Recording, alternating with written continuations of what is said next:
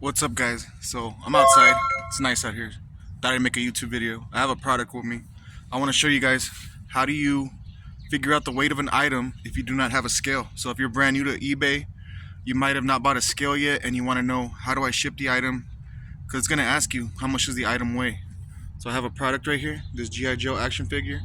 I haven't sold it, but I'm just using it as an example. So how do you figure out the weight? I'm going to show you.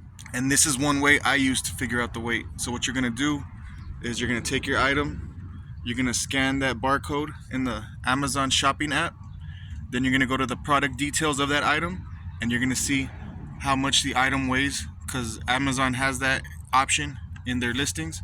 It'll tell you the item weighs 9 ounces, 10 ounces, 11 ounces. So you'll take that number, and then your packaging doesn't weigh that much. So say it weighs an ounce, 2 ounces the most.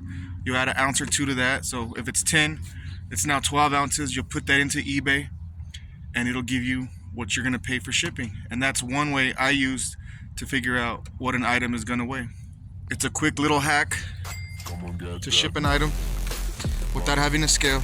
Maybe you're brand new, you're trying to figure out how much the item weighs, but your scale's in the mail and it hasn't arrived yet. So this is one way you could use.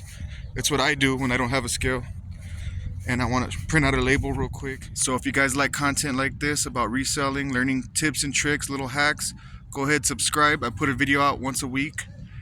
Sometimes I put multiple videos out. I do a lot of reselling, sourcing.